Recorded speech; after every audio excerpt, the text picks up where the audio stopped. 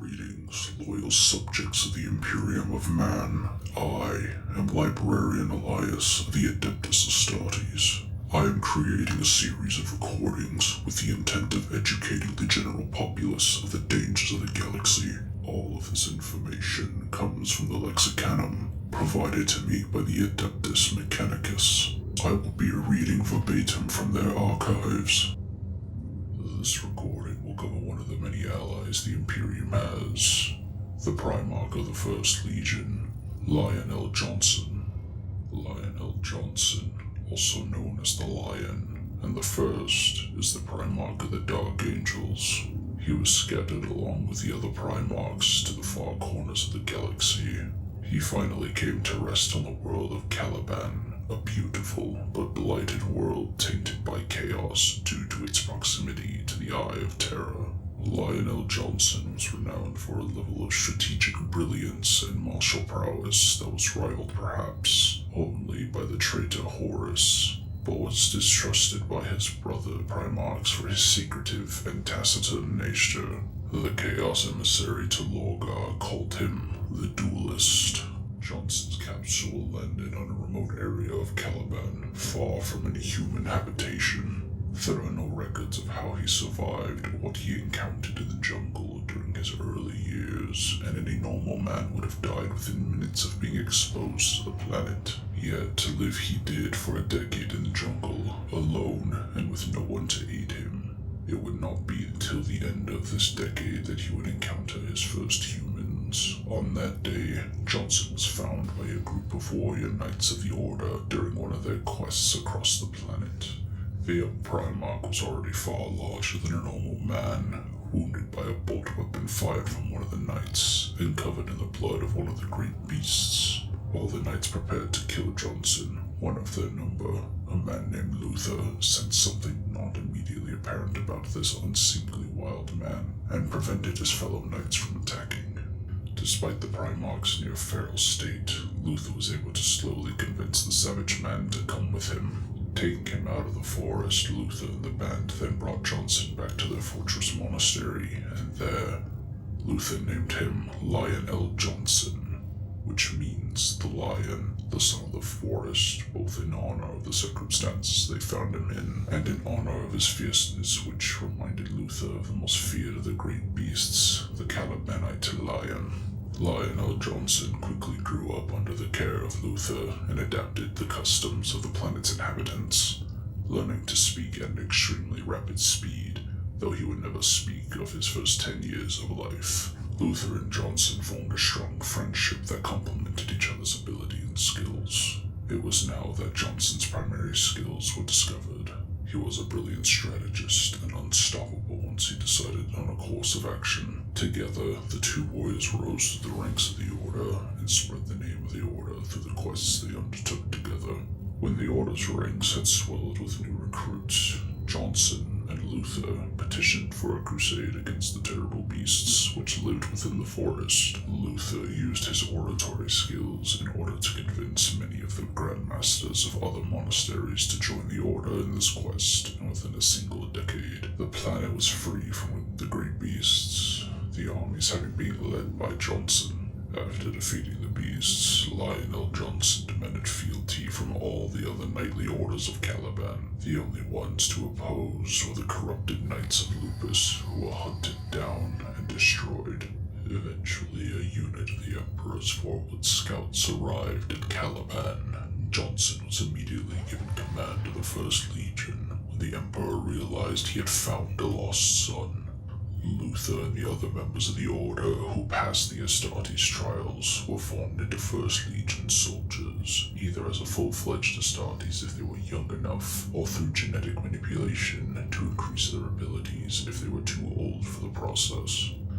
The new direction of Caliban did not sit well with many of the older knights of the Order, and they attempted to assassinate both Jonson and the Emperor, but were foiled by the psychic Zahariel. With his power base secured and the new Astartes ready, Jonson publicly renamed the First Legion the Dark Angels after an old Caliban myth. Luther, too old to be a space marine, was the first to be genetically modified and became Jonson's second-in-command. as he had been during the Crusade. Jonson then left with the Emperor and the newly renamed Dark Angels. Befitting his status as the first Primarch, Lionel Jonson received the first Gloriana-class battleship, the Invincible Reason. The Lion found a legion beset by strife, for he had suffered greatly in a series of reckless campaigns and was overcome by a malaise of pride and vainglory. Upon reunion with his legion, the Lion tested his son's mettle by dueling the captain of the company presented before him. Though not clad in power armor and facing a Terminator-clad captain, the Lion bested his foe, and it is said both sides learned respect for the other. From that day forth, the Lion renamed the Legion the Dark Angels. The Council of Masters, however, became anxious at the news, with some worried that their Primarch would think regarding the state of the Legion, and others remaining prideful. However, the Lion granted new purpose and vision for the fractured Legion, his first act being to merge the many teachings of Caliban with the First Legion's Hexagrammaton. He combined both to create something new and more refined. Alongside his Xena allies, the Lion then took a newly mustered host of 20,000 legionnaires, a third of the Legion, and embarked on a crusade of his own. He sought out the scattered companies of Dark Angels across the Great Crusade. Each company encountered accepted their Primarch with dour allegiance, and each had their captain tested but battled by the Lion. The Lion demonstrated his worth by actions and skill rather than words and vague promises, allowing those that might doubt him to match their blades against his in honest combat. Within a few short years, the Lion had gathered 100,000 legionaries to his side and mustered them at the Legion's ancient stronghold at Gramarye. At Gramarye, another Legion Council was held, and this time the Lion dueled the ceremonial council champion, Pyrrhus Calgat, master of the Host of Fire. In an hour-long legendary duel, the Primarch won the trial and accepted the titles of Grandmaster of the First Legion and the 6 wings of the Hexagrammaton: the Death Wing, the Raven Wing, the Dread Wing, the Fire Wing, the Iron Wing, and Storm Wing. Before his legion, the Lion took a final oath before his sons, and they in turn swore oaths to their own Primarch. His oath sworn, the Lion placed new masters over each wing and formalized the various informal orders in the style of Caliban's knightly orders. By this time, the new recruits from Caliban were ready, and the Lion swiftly incorporated them into the Legion. The Lion's first act was to move on Carcassonne, which had since rose in rebellion against its Ultramarines garrison. The reorganized Dark Angels under the Lion fought brilliantly, sweeping aside any memories of their earlier humbling on the world and saving their Ultramarines allies from being overwhelmed. One of the first major commands the Lion oversaw, the vicious Rain-Dan Xenocides, where the Dark Angels took grievous losses and were, for the first time, eclipsed by the Ultramarines, Iron Hands, and Sons of Horus in numbers and prominence. During the later stages of the war, a member of the 20th Legion, identifying himself as Alfarius but admitting that Primarch had not yet been discovered, came before the Lion. This Alfarius offered aid in the Primarch against the Ragdan in hopes that the Dark Angels would maintain their prominence, and thus one day the Lion would be made War Master. The Lion at this time did not even know of the title War Master, but still secretly believed that such a title may one day be likely bestowed by one of the Primarchs. By the Emperor, Alfarius stated that the 20th Legion preferred the Lion for War Master over someone like Rabute Gilliman, as he was not so different from them on their views of secrecy and war. It is not ultimately known if the Lion accepted Alfarius' help or not. Lionel Jonson gained notoriety for his leadership and combat capability in the Great Crusade, but was too secretive and stoic to be considered for the honor of War Master. Indeed, the Lion himself admitted he had difficulty understanding the emotions of others. Horus was instead appointed War Master by the Emperor, and the reaction among the other Primarchs was mixed. Some supported the appointment out of affection for Horus, and others opposed it. The Lion and Leman Russ were, ironically alike in their attitude, cynically accepting the appointment as the final sign of Horus's status as their father's favorite son. During the campaign against the Serash, Luther was able to foil a detonation of a nuclear weapon aboard the Lion's flagship. However, due to his own deep-buried jealousy, he had initially hesitated, something the Lion somehow discovered. As a result, the two had a falling out, and Luther, along with a force of mainly Caliban native legionaries, was sent back to their homeworld. This was ostensibly to accelerate the recruitment of new legionnaires, but Luther felt they had been exiled, particularly after his scolding at the Saruman campaign. 50 years later, and following great success in recruiting, training, and equipping new Dark Angels, Luther and his lieutenants were faced by a widespread rebellion on Caliban. Following investigations on the part of the librarian Zaharia, it was revealed that Caliban was plagued by a resurgence of monsters, and that the insurgency raised against them included former Knights of the Order who felt that the Lion had betrayed them. At the center of the entire affair was the mysterious cabal of Terran sorcerers, somehow linked to the emergence of Woop monsters and twisted undead corpses. Having learned of Horus's rebellion against the Emperor, Luther declared the independence of Caliban and his opposition to Terra and the Lion alike. Few tales have been recorded regarding the Lion and the conduct of his legion during the Great Crusade.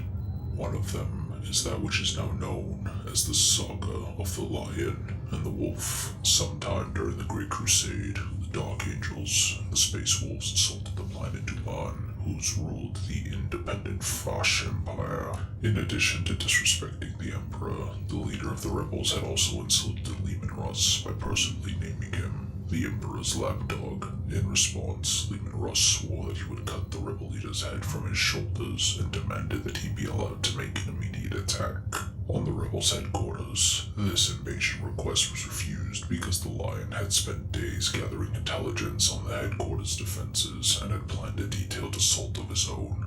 The Dark Angels' attack went forward with few casualties, and Russ could only watch from the grounds as Lionel Jonson killed the rebel leader high on the walls of the fortress. After the battle, Russ stormed into the halls of the headquarters to find out Jonson and vent his frustrations. During the confrontation, Leman Russ struck Lionel Jonson a blow to his head, and the two proceeded to wrestle for a day and night without victory for either combatant.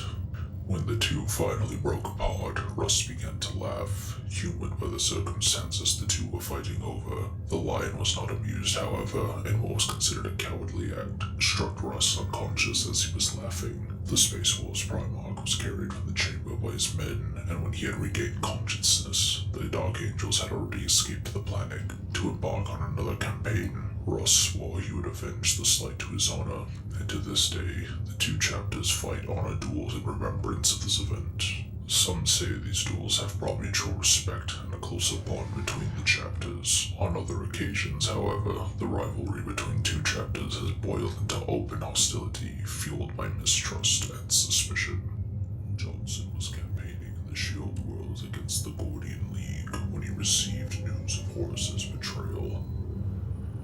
The Lion knew that if Horus was to triumph in his rebellion, he would eventually have to confront the Emperor at Terra, for as long as the Emperor remained safe in the confines of the Imperial Palace. Horus could never truly triumph and become the new master of mankind. The Lion decided to act in order to prevent Horus from being able to successfully assault the Imperial Palace. He led a small force of the Forge World Diamad in order to secure several highly powerful siege weapons that Horus would need in order to assault Terra.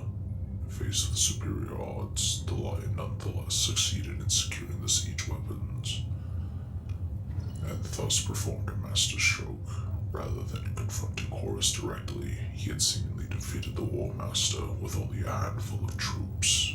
Following his victory, the Lion met with Perturabo, who, along with other legions, was on his way to join Ferris Manus. In confronting Horus at Istvan V, Jonson, seeing the opportunity to become the new War Master following Horus's seemingly inevitable defeat, traded the siege weapons to Perturabo in exchange for his support in his bid to become the new War Master. Tragically, Perturabo was in fact an ally of Horus, as revealed by his actions at Isstvan V. Immediately following the siege of Tiamat and Perturabo acquiring the siege engines from Jonson, the Primarch of the Dark Angels returned to the Shield Worlds, where the majority of his legion were operating with the intention of heading to Terra immediately. As part of Horus's campaign to divert many of the remaining loyalist legions from Terra, the Night Lords were dispatched to the eastern fringes, wherein the Thramas Crusade they rampaged across many loyalist worlds. During the genocide, Conrad Kurz would invite the Lion to meet on the planet Sagualsa. There, the Night Haunter would reveal a prophecy to the Lion concerning the future of the Dark Angels. Eventually, the talks would degrade to a fight, and the Lion would leave with his slashed throat and Kurz with a sword in his back. The Lion would then go on to obtain a warp engine of unforeseen power known as the Tuchula that would allow him to coordinate entire fleets in a warp jump. During their trip, the Dark Angel ships encountered demons, and Lionel Jonson reinstituted librarians to fight them in direct violation of the Council of Nicaea. This caused a dispute within the Legion that saw the Lion eventually kill Nemiel. Lionel Jonson encounters Kairos Fateweaver at the height of the battle, who attempts to convert him to chaos, but can find nothing in his heart to sway it with, for he was absolutely loyal to the Emperor and viewed loyalty as its own reward. The Lion dismisses the Lord of Change by impaling him through the heart and quipping if the greater demon saw that coming. Using this engine, he would ambush the Night Lords and for a second time fight his brother Primarch. The Night Lords would leave severely injured, with Kurz in a comatose state. The Lion would direct a second ambush on the regrouping Night Lords. There, Kurz would reawaken and board the Invincible Reason with several of his troops. The battle would end with Kurz fleeing to the lower decks and any surviving Night Lords, including the first captain Sevatar, being taken prisoner. Kurz, however, is loose in the bowels of the massive ship and wreaks terror throughout it, killing every search team the Lion sends after him. After losing several squads, the Lion takes up the hunt for Kurz himself, stalking him throughout the Invincible Reason for the next 16 weeks. However, he can never find the elusive Primarch.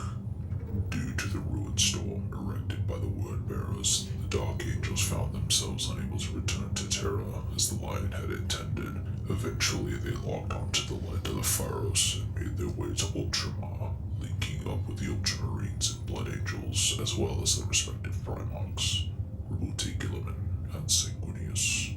The three Primarchs were instrumental in the formation of the Imperium Secundus, and Lionel Jonson was made Lord Protector of this new empire, a title similar to War Master. When Kurz escaped the Invincible Reason and rampaged across Macragge, the Lion aided Gilliman in the unsuccessful attempt to defeat the renegade Primarch. However, the entire battle had been a trap, and Kurz brought down the chapel they were battling in. Lionel Jonson and Gilliman both survived only thanks to Barbarous and Antioch, who activated the Pharaohs and teleported them to Sotha. The Lion, feeling responsible for Kurz's rampage across Ultramar, obsessively hunted for his dark brother. In the Zebath system, Lionel Jonson commanded the Dreadwing to wreak havoc against Wordbearers and World Eaters in the search for Kurz. The Lion and Gilliman continued to clash over the policy with the Imperium Secundus, particularly over how to deal with rebels on Macragge that the Dark Angels Primarch was certain Kurz had a hand in. After a suicide bomber hit an Astartes convoy, Lionel Jonson used his legion to establish martial law on Macragge.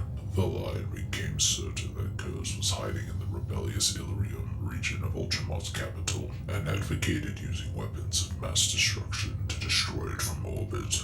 After facing resistance from both Sanguinius and Gilliman over the idea, the Lion instead deployed the Dreadwing to flush Kurz and the rebels out. During the attack of Alma Mons, the Lion was finally able to corner Kurz, and the two once again came to blows.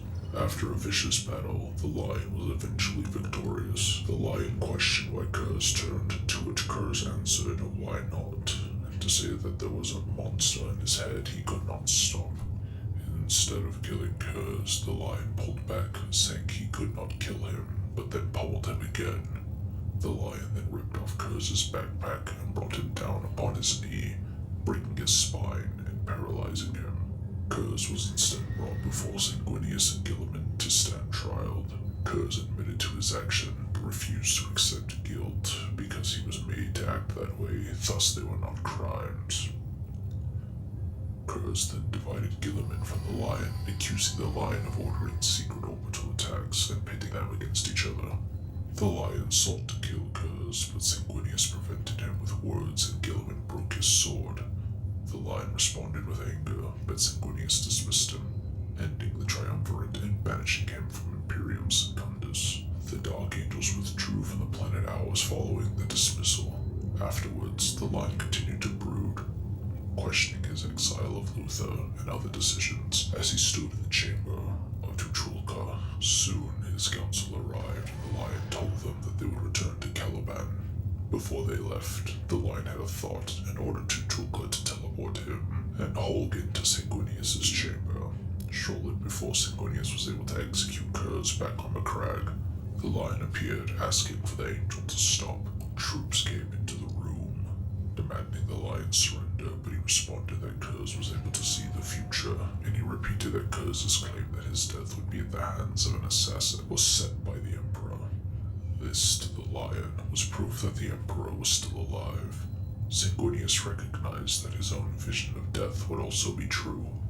Gilliman demanded what would come of Kurz. The lion knelt before his brothers and promised that he would be Kurz's Gaola. Kurz remained captive aboard the Invincible Reason, and occasionally the lion would visit to speak with him in an attempt to gather information from his prophetic visions, though the Night Haunter rarely proved cooperative. Following the trial of Kurz, Sanguinius, Lionel Jonson, and Gilliman all agreed to try to breach the Ruin Storm to reach Terra and aid the Emperor, who they now knew still lived. In the Ruin Storm, the Loyalist fleet came across a variety of horrors and word of an entity spreading destruction known as the Pilgrim. Not even the Tuchula could navigate the Ruin Storm, frustrating the lion. During the battle at Pyre, the lion commanded Dark Angels personnel as Sanguinius received a vision, and he realized that he needed to go where the struggle had begun. Davin. Reluctantly, Gilliman and the lion agreed to trust in Sanguinius, but both had thought they would simply destroy the world upon arriving. While over Davin, Sanguinius shocked the lion by boarding the Invincible Reason and taking the captive Conrad Kurz with him. Sanguinius hoped to use Kurz's prophetic abilities to determine what he was meant to do upon Davin. Sanguinius then commanded a mass landing on the world, and the enraged lion nearly ordered that Davin be subjugated to exterminatus, regardless of Sanguinius' presence on it. At the last minute, the lion relented and immediately was horrified at what he had nearly done. He realized that some power was attempting to force the Primarchs down the path of damnation and followed Sanguinius down to Davin.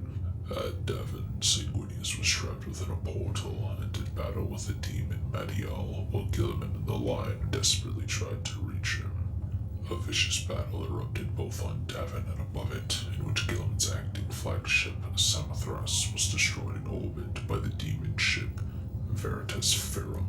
During the battle at Davin's temple, Gilliman and the lion managed to finally fight as brothers, and together they brought down a massive soul grinder.